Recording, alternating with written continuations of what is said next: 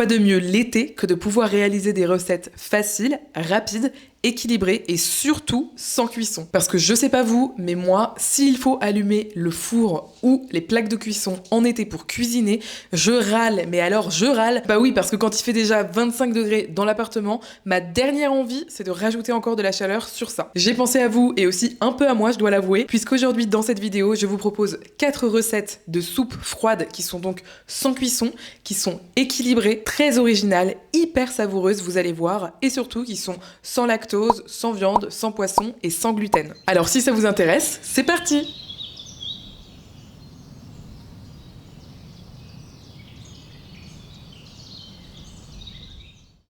Notre première recette commence avec un concombre. Donc on a un grand concombre comme ça et on va en prélever à peu près un tiers. Alors personnellement je ne vais pas l'éplucher parce qu'il est bio, mais chez vous vous faites un petit peu comme bon vous semble. Donc pour ce premier tiers, on va tout simplement le couper en petits cubes. Pour ça je coupe d'abord en deux. Ensuite je fais des lanières. Ensuite je retourne tout ça sur ma plaque et je vais pouvoir couper comme ça et ça va me faire directement des petits cubes.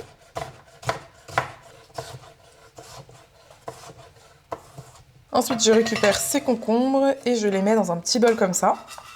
Évidemment, on n'oublie pas la petite pincée de sel qui va bien sur les concombres. J'ai ici un citron vert, pareil, il est bio, si vous pouvez, c'est vraiment mieux, parce qu'on va prélever les zestes. Donc pour ça, je viens tout simplement utiliser ma petite râpe ici. C'est un zesteur que j'adore, je vous en ai déjà parlé plein de fois sur cette chaîne. Comme d'hab, je vous mettrai le lien en description si ça vous intéresse d'aller voir. Et là, au niveau du geste, ce que je fais tout simplement, c'est que j'ai mon citron dans une main, ma râpe dans l'autre, et je viens tout simplement tourner comme ça le citron sur la râpe. Et ça me permet d'avoir uniquement le zeste, donc la partie verte, et non pas le zeste, la partie blanche, qui elle peut s'avérer amère. Ensuite, on va tout simplement prélever le jus de ce citron. Ça nous a fait quand même pas mal de jus, ce petit citron vert, donc je l'ajoute à mon concombre. Et c'est là que je vais briser mon monochrome de vert, qui est juste trop joli, en ajoutant de la purée de cacahuètes. Donc j'y mets une cuillerée à soupe bombée. Et là, je vais tout simplement mélanger. Vous allez voir, le cacahuète va pouvoir se mélanger en fait avec le jus de citron vert et ça va tout simplement l'assouplir. Donc la texture pour l'instant, ça donne ça. Moi, j'ai bien envie de délayer un petit peu pour avoir quelque chose d'un peu plus lisse. Pour cette raison, je vais mettre 2 cuillerées à soupe d'eau chaude. Ça va aider à délayer un petit peu le beurre de cacahuète. Je vais également mettre l'équivalent d'une cuillerée à café d'huile de sésame toastée, ça donne un goût vraiment incroyable. Si vous n'en avez pas néanmoins, mettez de l'huile d'olive, ce sera très très bon. Un petit peu de piment, donc ici pour moi c'est du piment d'Espelette, mais vous mettez celui que vous avez chez vous, même du piment frais, ça ira très très bien. Et également une pincée de sel. Et là, je mélange à nouveau, et normalement ça devrait se liquéfier. Là, je suis très très contente au niveau de la texture. Ça, on le garde pour plus tard. Vous allez voir, ça va être génial pour servir la soupe. Mais nous, il faut qu'on la prépare, cette soupe. Et pour cela, il va nous falloir du pain. Donc bon, le mien est super abîmé parce que je l'ai eu gratuitement dans mon magasin bio. En fait, je leur demande tout simplement s'il y a du pain qu'ils vont jeter. Je le fais rarement, mais là, pour cette recette, j'avais besoin de pain rassis. Et figurez-vous qu'en plus, il est sans gluten. Donc c'est vraiment parfait. Donc je coupe un petit peu les bords, déjà parce que ils ne sont pas utilisables ici, et ensuite parce qu'on n'en a pas besoin dans cette recette. Bien évidemment, si vous pouvez utiliser les bords, gardez-les pour les déguster, pourquoi pas en tartine. Mais pour cette recette, on a vraiment besoin d'un pain quand même relativement blanc si possible, et donc plutôt la mie. Hop, donc je vais tout simplement le couper et garder uniquement du coup la partie à l'intérieur, comme on a ici par exemple. On va également avoir besoin du reste de notre concombre, donc je vais simplement couper la petite partie au bout que je ne garde pas, et ensuite je vais faire des gros morceaux puisque de toute façon tout va partir au blender. J'ai donc sorti mon blender, ce sera notre meilleur ami pour cette vidéo. J'ajoute le reste de mon concombre. Ensuite je vais mettre un petit fond d'huile d'olive. L'huile d'olive ça va quand même très très bien avec le concombre. On va également mettre du yaourt, donc moi je mets mon blender sur ma balance. Comme ça, je peux directement peser mes ingrédients à l'intérieur. J'utilise du yaourt de soja type yaourt à la grecque. Donc comme vous le voyez, il est plus épais, mais franchement, ça fonctionnera très bien avec un yaourt de soja classique nature. Comme d'habitude, Toutes les mesures pour cette vidéo seront en description, donc voilà, vous n'avez pas besoin de prendre des notes. Ensuite, j'ajoute un petit morceau de gingembre. Je ne l'épluche pas, je sais qu'on me pose souvent la question. Sachez que ça ne fait aucune différence et c'est même mieux pour vous si vous ne l'épluchez pas puisqu'il y a des prébiotiques dans la peau, donc c'est excellent pour la santé intestinale. Ensuite, j'ajoute ma mie de pain sans gluten. Je vais également mettre à peu près l'équivalent d'une cuillerée à soupe de graines de chanvre décortiquées. C'est facultatif, mais c'est très bon pour vous, c'est riche en oméga 3 notamment, donc c'est très intéressant. Moi, je mets un petit peu d'ail, donc le mien est congelé. Si vous ne supportez pas l'ail cru comme ça, mettez plutôt de l'ail en poudre, ce sera très très bien. Je vais également mettre un petit peu d'aneth, et n'hésitez surtout pas à garder les tiges, elles sont absolument excellentes, surtout que là on va mixer tout ça. Ensuite, ça c'est ce qui va faire vraiment tout le côté très très frais de cette recette, qui va être particulièrement agréable en été, ça va être d'ajouter un glaçon. Donc comme vous le voyez, le mien a une couleur particulière, d'ailleurs ça a beaucoup fait parler sur Instagram. Mais en gros c'est assez simple, hein. J'avais fait des jus dans mon extracteur de jus, avec notamment des légumes, donc là il y a du concombre, il y a du citron vert, et puis il doit y avoir d'autres choses dont je me souviens plus précisément, mais tout ce qui est vert quoi. Donc ça va très très bien dans cette recette. J'avais fait des sortes de bâtonnets glacés, vous voyez, sauf qu'on les mange pas très très vite, donc je les utilise régulièrement dans mes recettes. C'est pour ça que j'utilise ici, et ça n'en sera que meilleur. Maintenant on va mixer tout ça.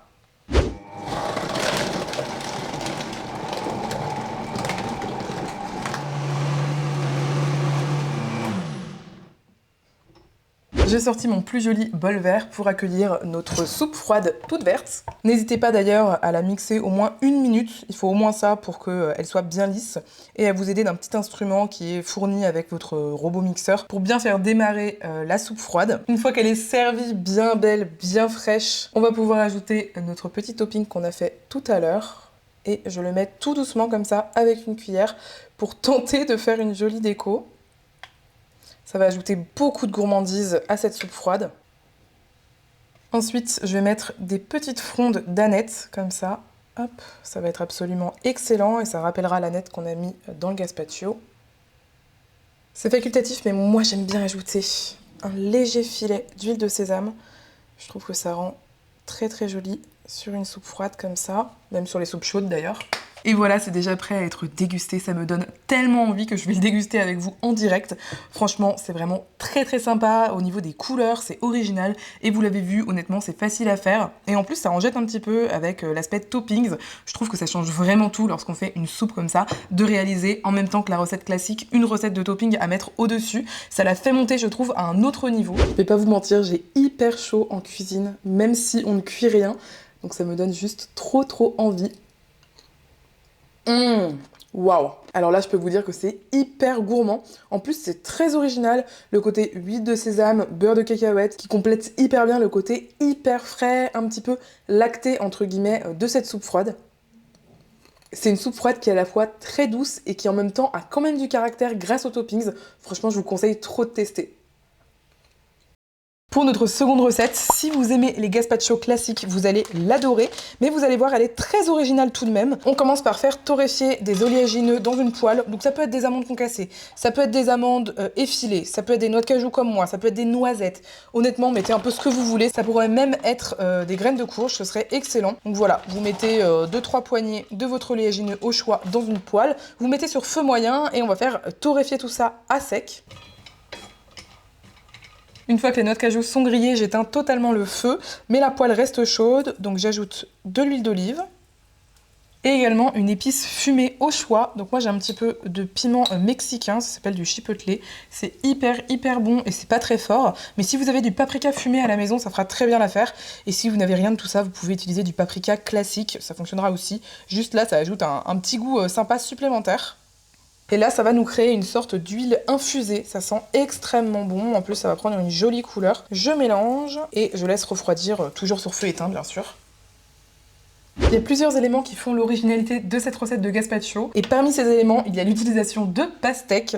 Donc, j'ai une grosse pastèque ici. Hop, est-ce que vous saviez d'ailleurs que vous pouvez utiliser la peau de la pastèque? C'est vraiment très pratique, ça permet de faire des grosses économies, je trouve, sur les achats de légumes en été, surtout que les légumes d'été sont assez chers. Mais en gros, sur la pastèque, vous avez 3 parties, donc vous avez la partie extérieure ici, que vous pouvez utiliser, il faut en fait utiliser un économe, les enlever, et moi ce que je fais, c'est que je mixe ça avec un petit peu d'eau, je le mets dans un bac à glaçons, et ensuite j'utilise les glaçons pour mes smoothies. Ça ajoute un côté très chlorophyllé, c'est hyper bon pour la santé ensuite dans les smoothies, et après, la partie blanche ici, je l'utilise pour faire un curry à l'indienne que j'adore. C'est une recette traditionnelle d'Inde et c'est vraiment très très bon. Si vous êtes intéressé par ces différentes recettes, n'hésitez pas à me le dire, comme ça je vous les partagerai. Mais ici, on va utiliser uniquement la chair. Vous coupez simplement la partie blanche.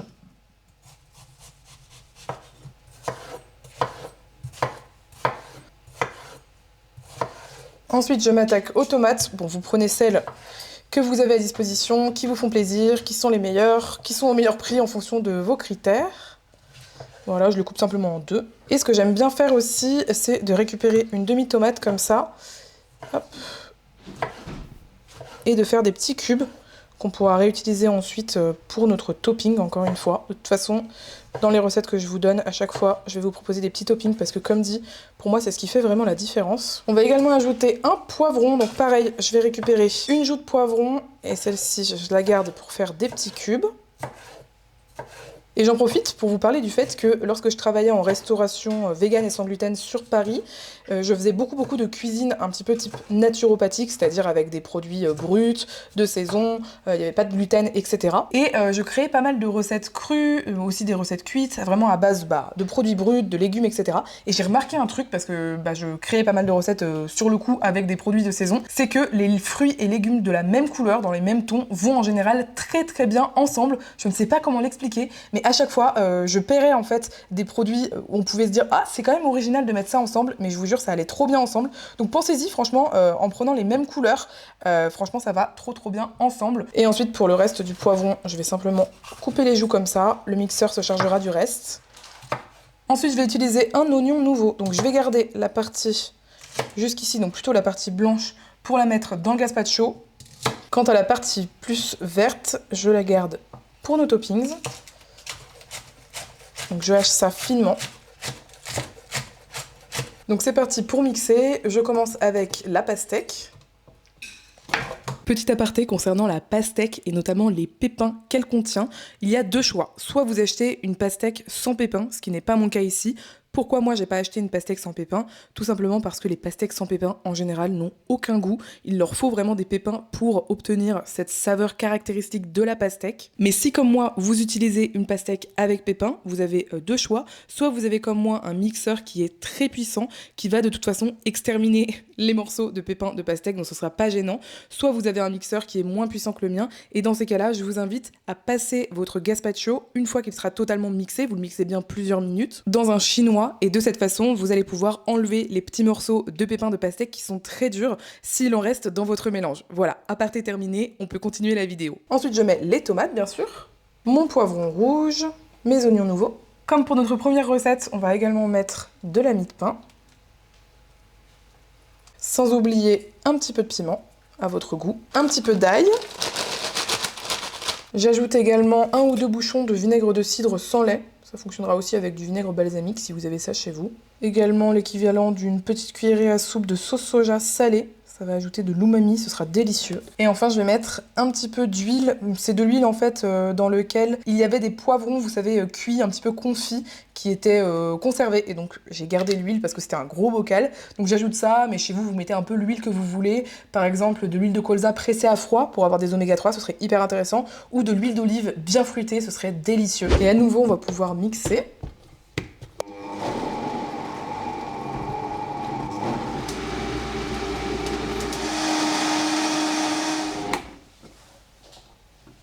Une fois que vous avez mixé, le mieux c'est de le laisser reposer au moins 2 heures au frais parce que ça se déguste très frais.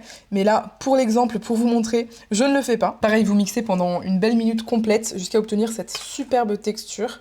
Et ensuite, on va pouvoir faire nos toppings. Donc pour ça, ce que je fais, c'est que j'ai pris un petit bol, j'ai mis dedans toutes les petites choses qu'on a coupées tout à l'heure pour les toppings. J'y ajoute mon huile parfumée avec un petit peu de mes noix de cajou. Je mélange. Et ensuite, il vous suffit d'ajouter le topping sur le dessus. Voilà. J'avais également des petites framboises dans mon frigo. Encore une fois, ça va extrêmement bien avec ce genre de gazpacho.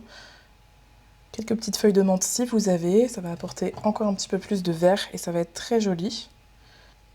Et alors moi, j'ai une bouteille de velours balsamique à la framboise qui est absolument excellent, donc je ne me prive pas d'en mettre. Et là, on a notre gazpacho un petit peu revisité qui est prêt. Non mais regardez-moi ça, à déguster bien frais l'été, c'est juste un pur délice. Franchement, je vous assure, faut trop que vous testiez cette version. Si vous aimez déjà le gazpacho classique, vous allez forcément adorer celle-ci. Pour la prochaine recette, on va réaliser une recette originaire de Corée. Alors bon, évidemment, elle sera pas parfaitement traditionnelle, mais ça en est inspiré. Et c'est encore une fois une recette de soupe froide qui est protéinée.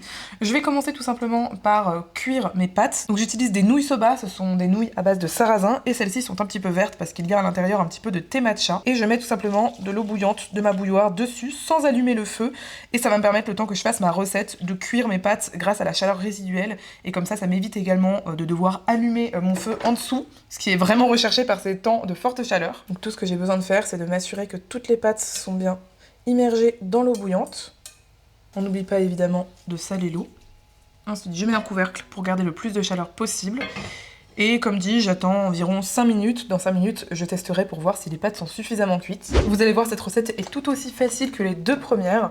Donc je commence par mettre un bloc d'environ 400 grammes en gros de tofu soyeux dans mon mixeur. Vraiment, le tofu soyeux, c'est absolument génial en cuisine. Ça permet de faire de la mayonnaise qui soit protéinée, sans œufs et beaucoup moins grasse qu'une mayonnaise classique. Ça permet de faire plein de crème dessert protéinée. Ça permet de faire tellement de choses. Je trouve qu'on l'utilise beaucoup trop peu en France, alors que c'est vraiment un ingrédient assez exceptionnel qu'on utilise beaucoup en cuisine asiatique, notamment Chine, Japon et Corée. Donc une fois qu'on a mis notre bloc de tofu soyeux, vous allez voir, une fois qu'on va le mixer, il va devenir hyper crémeux. On va ajouter tous nos autres ingrédients.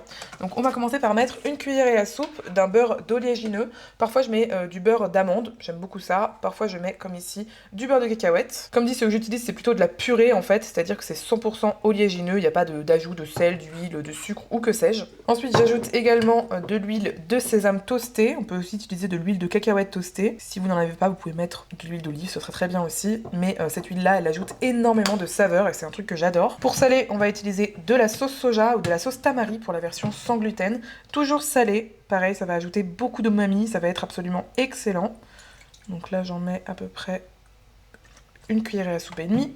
On va également mettre du vinaigre de cidre, ça va ajouter une petite acidité absolument excellente. Je vais en mettre 2 bouchons, ça relève très bien les goûts lorsque c'est bien utilisé. Afin d'équilibrer les saveurs entre le salé, le sucré, l'acide, on a parfois besoin d'ajouter un tout petit peu de sucre, donc moi j'ajoute un chouille de sirop d'agave, ça va vraiment équilibrer les saveurs. Et ensuite, je poivre généreusement.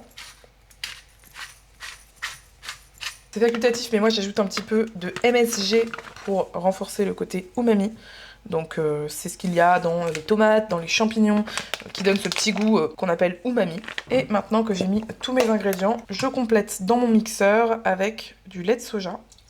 Donc bien évidemment, il faut qu'il soit non sucré. Et c'est parti, je mixe. J'ai mixé pendant seulement 30 secondes et regardez-moi le résultat hyper fluide que j'ai. Ça va vraiment être notre base pour notre soupe froide façon kongutsu. Mais j'ai oublié d'ajouter un petit peu d'ail. Donc à ce stade, ce que je vous conseille, c'est vraiment de goûter. Si vous sentez qu'il n'y a pas assez de sel par exemple, ou que ça a besoin d'un petit kick, vous pouvez ajouter soit du sel, soit de la sauce soja, soit pour le kick, vous pouvez ajouter encore un petit peu de vinaigre de cidre sans lait. Donc j'ai ajouté de l'ail frais, congelé. Vous pouvez mettre de l'ail séché encore une fois. Surtout si vous conservez cette soupe un certain temps. Pendant ce temps, mes nouilles soba ont cuit, donc je vais pouvoir tout simplement les égoutter. Ensuite, on va préparer les petits légumes qu'on va mettre dans notre kongutsu. Donc moi, ce que j'aime bien faire, c'est d'abord je fais des tranches, pas trop fines. Et ensuite, une fois que j'en ai quelques-unes, je les mets les unes par-dessus les autres, comme ça. Et je hache de cette façon, comme ça j'ai des petits bâtonnets qui sont très agréables à déguster. Ça nous fait une sorte de petite julienne de concombre. Ensuite, on utilise en général des tomates. Donc moi, j'ai des toutes petites tomates cerises ici. Comment vous dire que j'ai acheté des tomates cerises dans mon magasin bio. Je crois que c'était plus de 10 € le kilo. C'est juste hors de prix. Mais alors, elles sont excellentes. Je crois que c'est les meilleures tomates cerises que j'ai goûtées de ma vie. Vraiment, elles ont un goût de sucre, quoi. Elles sont, on dirait presque des fruits, quoi. Je les mange comme des petits bonbons. Donc je les coupe simplement en deux. Ensuite, c'est facultatif, mais moi, j'aime bien juste saler un tout petit peu mes légumes comme ça. Je trouve que c'est vraiment meilleur pour la suite. C'est le moment de servir notre soupe froide. D'ailleurs, pour les personnes qui sont très attentives, c'est une recette que j'avais déjà proposée sur Instagram et qui vous a énormément plu. J'ai reçu plein de messages de personnes qui m'ont dit « ça c'est vraiment la recette de mon été que je vais faire tout le temps ». Donc je suis trop contente de ça. Pour servir, c'est tout simple. On met notre base. Un petit nid de pâte. Un petit peu de concombre. Un petit peu de tomate. Ensuite, c'est vraiment comme vous voulez, mais moi j'aime bien ajouter un léger filet d'huile de sésame, ou parfois j'ai de l'huile pimentée, vous savez, je l'utilise aussi pour ça. Quelques graines de sésame. Et également un petit peu de cébettes hachées. Non mais regardez-moi cette création, c'est juste trop joli. Et je peux vous dire que c'est bien rafraîchissant. D'ailleurs, il faut qu'on ajoute aussi des glaçons. Encore une fois, c'est un glaçon qui est parfumé. Celui-là, je crois qu'il y avait du poivron à l'intérieur. Hop. Et ça y est, notre kongouksu est fin prêt. Alors comme dit, c'est pas la version totalement traditionnelle, hein.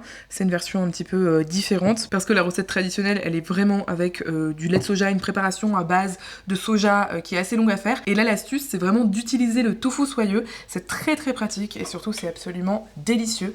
Non mais regardez-moi ça, si ça donne pas super envie. En plus, je peux vous dire que c'est à la fois très léger, très rafraîchissant, et en même temps, ça cale bien. Et moi, j'espère sincèrement que vous allez tester cette recette, parce qu'elle est absolument excellente. Si t'es arrivé jusqu'ici dans la vidéo, ça veut probablement dire qu'elle te plaît, mais ça veut surtout dire que tu fais partie des meilleurs parce que pas énormément de gens arrivent jusqu'ici. Alors pour me le faire savoir, laisse un emoji tomate dans les commentaires. La quatrième et dernière recette de cette vidéo est probablement la plus facile et vous allez voir, c'est vraiment un pur plaisir à déguster. Ça commence avec un avocat qu'on va mettre dans un récipient dans lequel on va mixer. Donc comme d'hab, vous utilisez votre mixeur, votre blender, ce que vous voulez. Moi je prends un récipient haut puisque je vais utiliser mon mixeur girafe.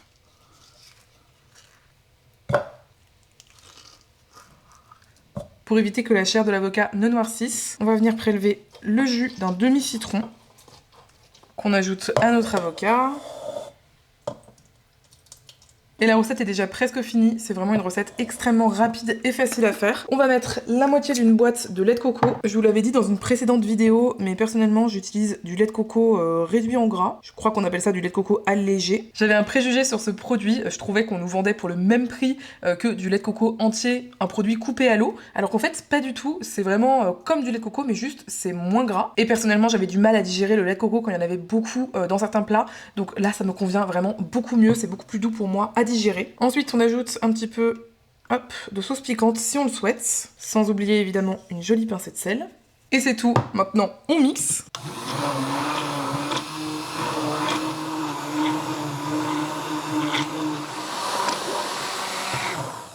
Et c'est déjà le moment de servir. Franchement, cette soupe froide, elle est tellement onctueuse, elle est tellement crémeuse.